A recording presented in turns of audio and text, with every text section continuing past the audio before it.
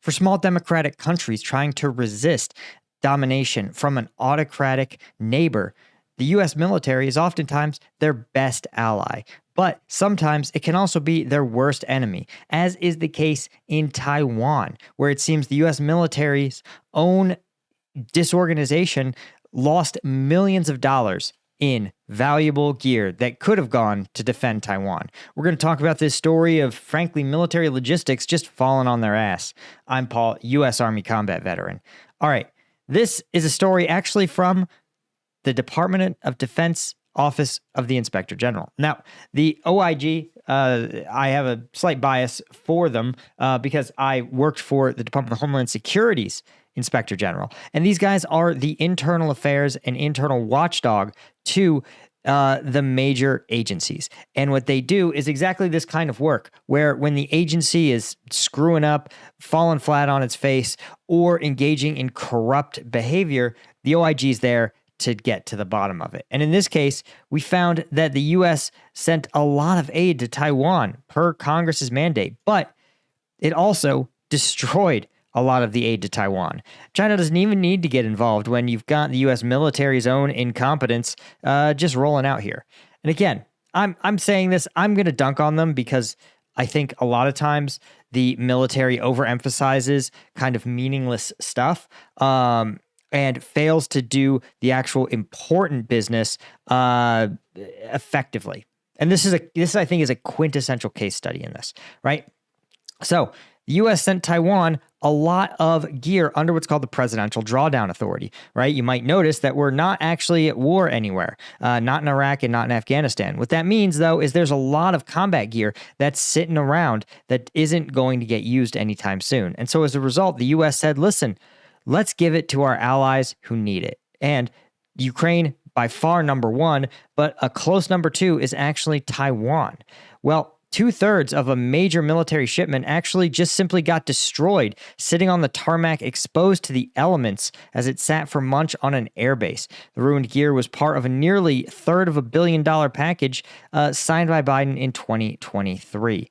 Of course, the poor Taiwanese got this and found that much of the equipment was unserviceable. But when you look at the actual breakdown that the OIG did of how this happened, it's just a total case study in the U.S. military really focusing on the wrong things, right?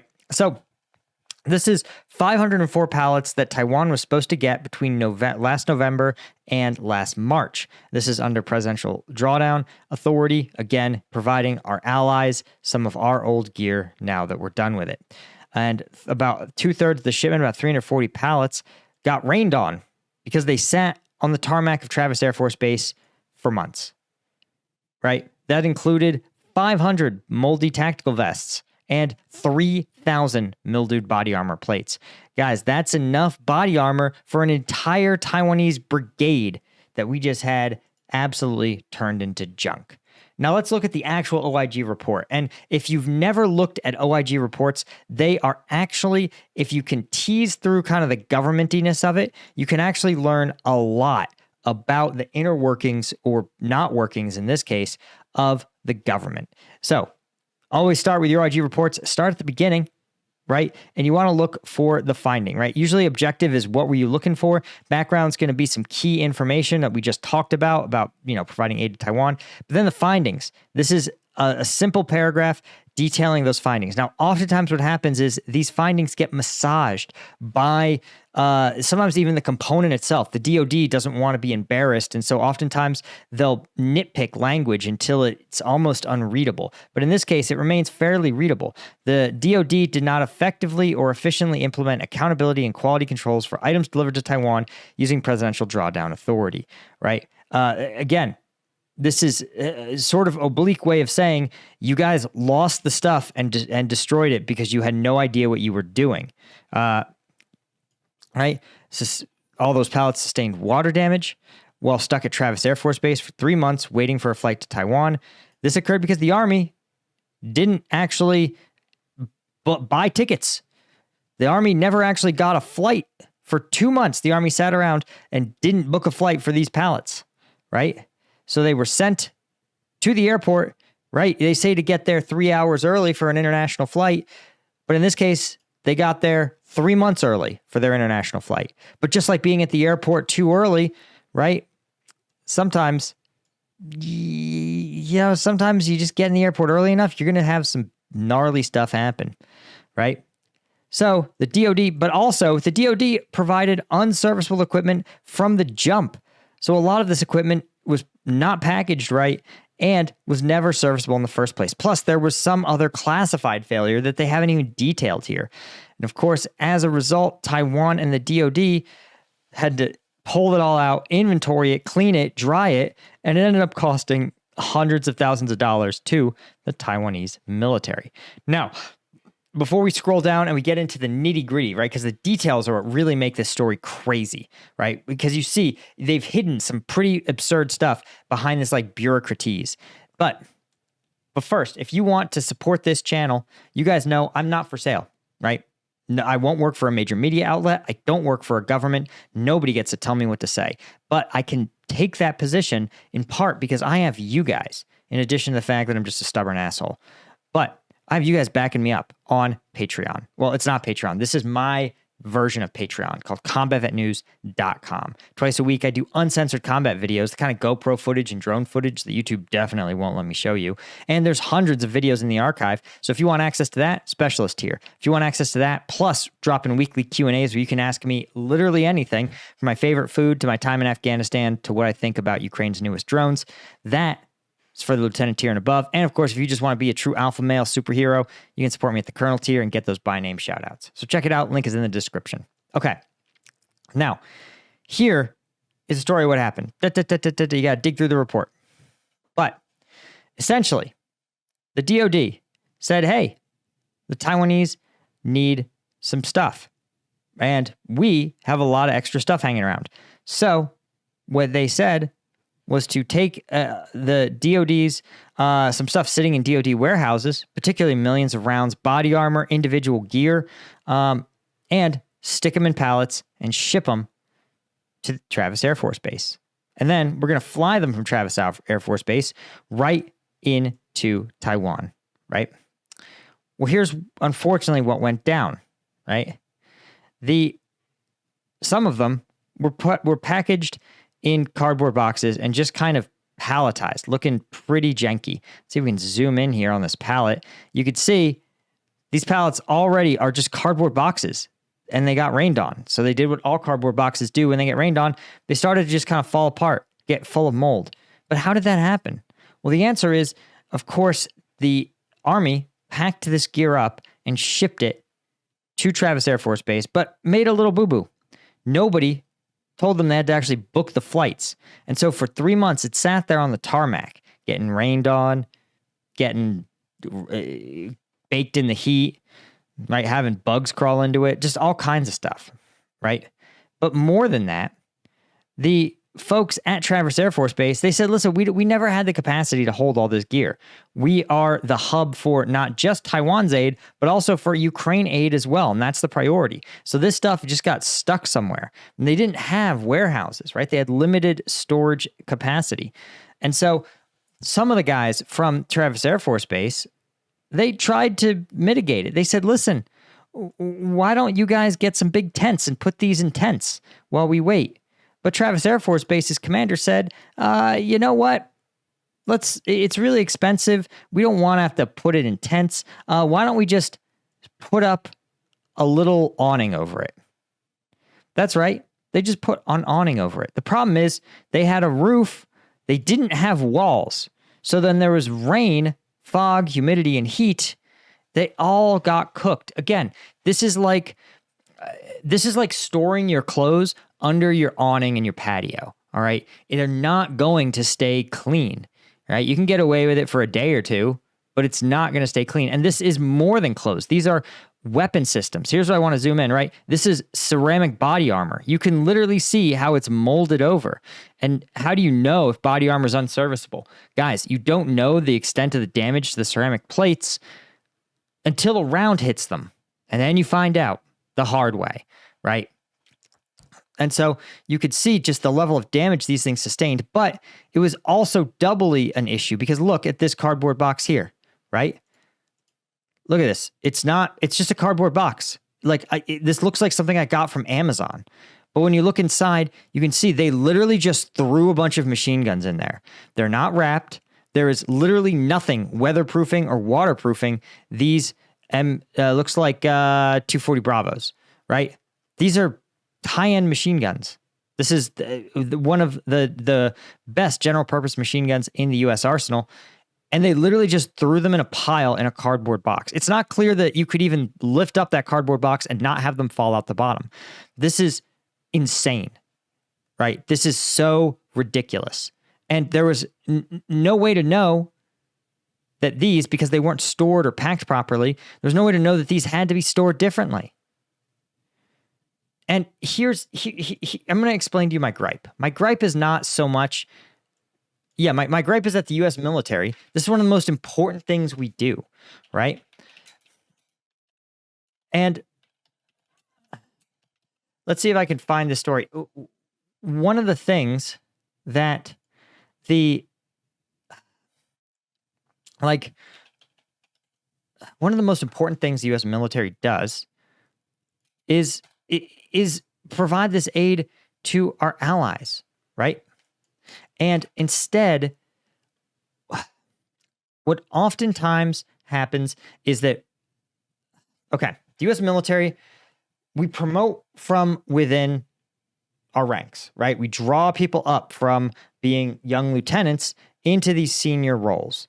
The problem is that a lot of times being a lieutenant to a captain, to a major, to a lieutenant colonel, you accrue a very standardized set of assignments, right? So you'll command an air wing, you'll command you'll sit on a staff somewhere. And the military just kind of randomly assigns you to these, kind of sort of based on your MOS, but oftentimes the jobs are just sort of a random hodgepodge, which means that and that can work for a certain type of warfare, right?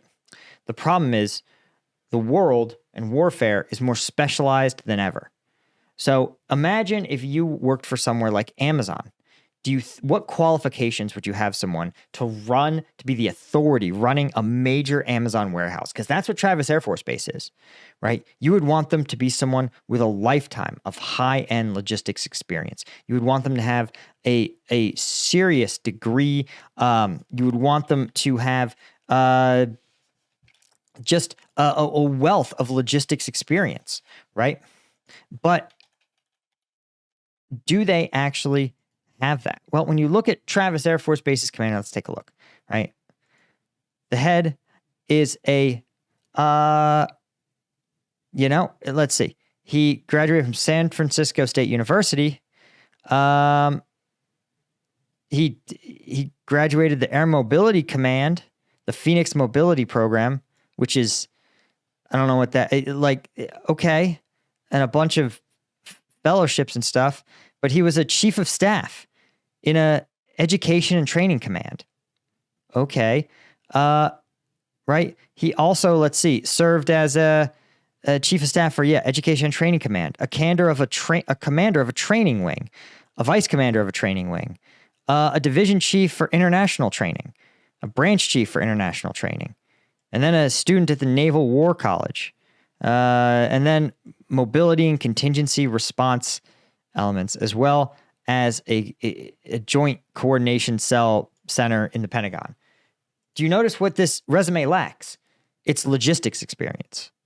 And again, the most important thing that Travis Air Force Base does is it act as the logistics hub for all of our allies around the globe. Do you see the problem with the military promotion system? We have a bunch of people with generic assignments that don't build towards any specialization. Imagine if you went from the first decade of your career doing one thing, then pivoting into education, and then suddenly you're in charge of a major logistics hub, right? Amazon would never put you in charge of one of their warehouses with that resume, but the military puts people like this in charge of key operations all of the time. And so what happens oftentimes when people and leaders have these kind of gaps in their knowledge where they can't grasp the important issues, they can't conceive of solutions because they don't have decades of experience in this sort of logistics world. In the case of logistics, right? What they do is they focus intently on the things they can control. And so while commanders may not be able to bring to bear the necessary expertise to really solve these logistical problems, to really understand the logistical issues that are in front of them, they focus on things that they can control. And these things are usually stupid. Like, for example, it made the fucking news when a 4-star commander in charge of Nellis Air Force Base said you can't wear the boonie hat. The boonie hat doesn't look right. Only the baseball hat is good. Boonie hat bad. Okay, imagine if you were Jeff Bezos. This is the equivalent, again, of like a major Amazon warehouse hub, and somebody goes, should you wear the orange vest or the yellow vest? They're like, I don't fucking care, is what the answer should be, right? Because I have to solve the major problems facing this. But when you are powerless and lack the expertise, right? It's not weighing in on whether they're smart or not. They're smart men, almost smart men and women. But they don't have the necessary experience to engage with the real problems. They instead default to nonsense issues. Again, this is something that you sometimes see too in places like HOAs, right? Where oftentimes you find these boomers in their 60s with a lot of free time and limited professional experience, and suddenly an HOA, right, is responsible for the collective roadways, sometimes the water treatment systems, oftentimes coordinating with power grids, law enforcement. It's a really complex job. It's almost like being a little city manager. But because so many of them don't have any of the ideas or competencies to engage with these issues, they become fixated on HOA bullshit, right? Again, the length of grass, the color of a house, because you don't need specialty training to do that. Just like it's okay that this person, this commander, may not have the ability to understand the most complex issues facing the base, but he can understand whether hat look good, right? So I point this out again as sort of an indictment of the U.S. military, because this isn't the only failure. This isn't the only failure of military logistics. As you could see, we also got a mandate, the DoD, from the president himself, directly, who said, the U.S. military, the most powerful military on the globe, you're going to build a dock. Yeah, that's right. The thing my grandfather built in 1932 in his pond, U.S. military had to do that in 2024. Admittedly, it appears a little bit more complex. I'm not stupid, but it's also not that much more complex. They said, military, build a pier, right? To make sure we can get aid to starving Gazan civilians as the IDF continues their operation. But guys, the pier was never functioning. It almost never functioned. It received almost no aid. The reason is because the U.S. military, the Army specifically, had absolutely no idea how to manage a pier and how to assess these weather conditions. Because the officers in charge had absolutely none of the sufficient experience, right? They lacked the ability to ask the meaningful questions about what were the conditions, what exactly was the lift and logistics going to look like, right? You could literally take a look at this and see that this is a bad idea. Like, just look, do you see any flaws in this? For example, the fact that it's extremely unstable, the fact that these trucks can only go one way down it, the fact that there are no guide rails, the fact that it's not clear that there's someone doing entry and access control, right? There's so many issues with this pier. It is so unstable. And if there was expertise in constructing piers, which exists in the civilian world, again, if you were a maritime construction company, you would never let the Army officers do this. Army officers are trained to train soldiers and shoot guns. This is completely absurd. Again, and there's a reason this stuff fails. And we fail so badly at logistics that it is something that the U.S. military is simply unable or unwilling to acknowledge as a crisis, right? Again, they get hung up, fixated on the only things that their experience allows them to control, which they elevate to a preposterous level of importance. This is why when you hear commanders talk about standards and discipline, that is a excuse. I don't know what else to tell you. It is something that they can understand and control. Right? You can see that again, that like you look it up and all of them say these things, right? Commanders, again, people who should be dealing with the most complex issues facing these units are telling people to inspect your guys' uniforms. That's the most important thing we do. Wear clothes good.